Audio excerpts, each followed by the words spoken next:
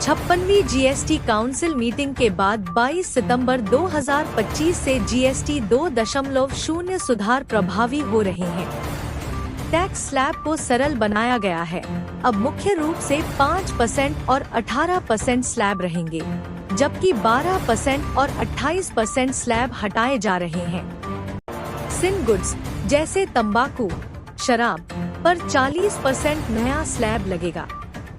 इससे सीमेंट, कारें, छोटी कारें और मोटरसाइकिलें 350 सीसी तक, white goods, AC, TV, fridge, electronics और दैनिक उत्पाद जैसे पैकेज्ड फूड, साबुन, जूस, हेयर ऑयल, शैम्पू सस्ते हो जाएंगे। 200 से अधिक आइटम्स पर रेट कट से उपभोक्ताओं को सालाना लगभग 3 लाख करोड़ रुपए की बचत होने का अनुमान है। Packaged milk, UHT milk, paneer, रोटी आदि पर जीएसटी 0 या अप्रभावित रहेगा। स्वास्थ्य बीमा और लाइफ इंश्योरेंस पर भी रेट कम हो सकता है। इन सुधारों से उपभोग बढ़ने की उम्मीद है, जिससे 2025 से 26 के लिए जीडीपी ग्रोथ अनुमान 6.5% पर स्थिर रहने का पूर्वानुमान है। हालांकि शॉर्ट टर्म में राजस्व हानि 48,001.5 लाख करोड़ रुपए हो सकती है, लेकिन लॉन्ग टर्म में यह अर्थव्यवस्था को मजबूत करेगा।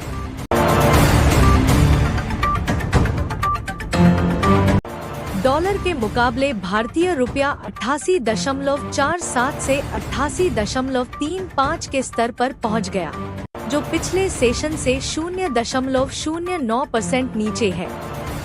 विदेशी निवेश बहिर्वाह, अमेरिका भारत व्यापार वार्ता की अनिश्चितता और ट्रंप प्रशासन की टैरिफ नीतियों के कारण दबाव बढ़ा। पिछले एक महीने में रुपया 1.03% कमजोर हुआ है। विशेषज्ञों का अनुमान है कि यह 87.50-88.40 के बीच उतार चढ़ाव करेगा।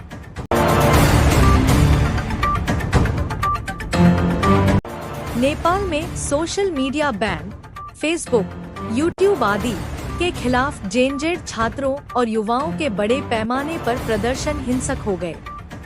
काठमांडू और अन्य शहरों में पुलिस से झड़पों में 19 से 30 मौतें हुईं, 200 से अधिक घायल। प्रदर्शन भ्रष्टाचार और भतीजावाद के खिलाफ है, जिसके चलते पीएम केपी शर्मा ओली ने इस्तीफा दे दिया। संसद भवन पर हमले, आगजनी और कर्फ्यू लगाया गया।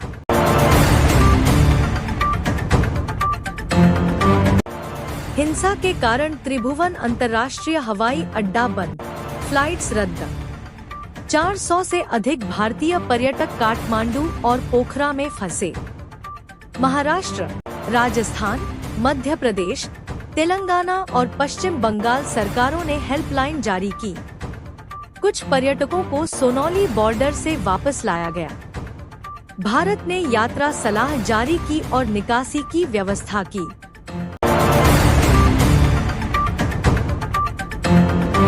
सुप्रीम कोर्ट ने दिल्ली दंगा मामले में उमर खालिद, शर्जील इमाम और अन्य की जमानत याचिकाओं पर सुनवाई की। जस्टिस अरविंद कुमार की बेंच ने दिल्ली हाई कोर्ट के फैसले की समीक्षा की।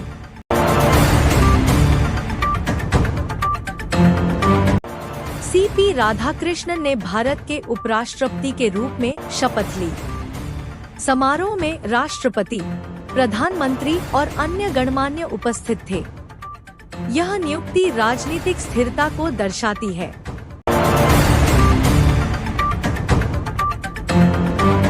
कांग्रेस नेताओं ने प्रधानमंत्री की दिवंगत मां पर विवादास्पद टिप्पणी की, जिससे बीजेपी ने कड़ी निंदा की।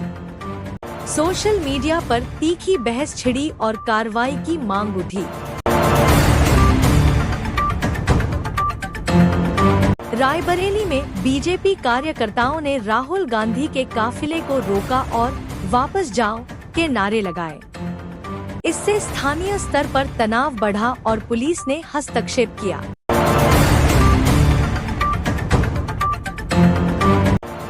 भारत और चीन ने लैग पर तनाव कम करने के लिए सैन्य वार्ता की।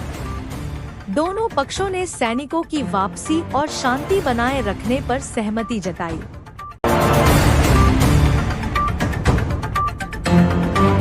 पंजाब में बाढ़ से प्रभावित स्कूलों में बच्चे लौटे। सरकार ने पुनर्वास और राहत पैकेज की घोषणा की, लेकिन स्थानीय लोग नुकसान की भरपाई को लेकर चिंतित हैं।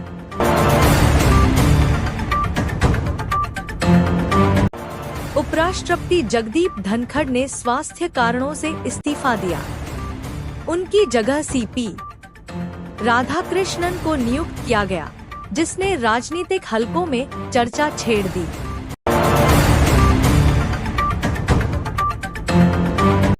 पहलगाम में हुए आतंकी हमले, जिसमें 26 लोग मारे गए, की सरकार ने निंदा की। टीआरएफ ने हमले की जिम्मेदारी ली। सुरक्षा बलों ने जांच तेज की।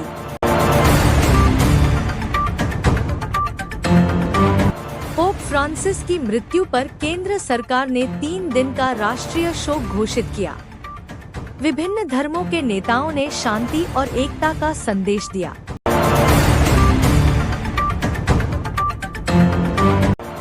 मणिपुर में जातीय हिंसा के बीच सुरक्षा बलों ने 90 बंदूकें और 728 राउंड गोला बारूद बरामद किए। सरकार ने शांति बहाली के लिए कदम उठाए।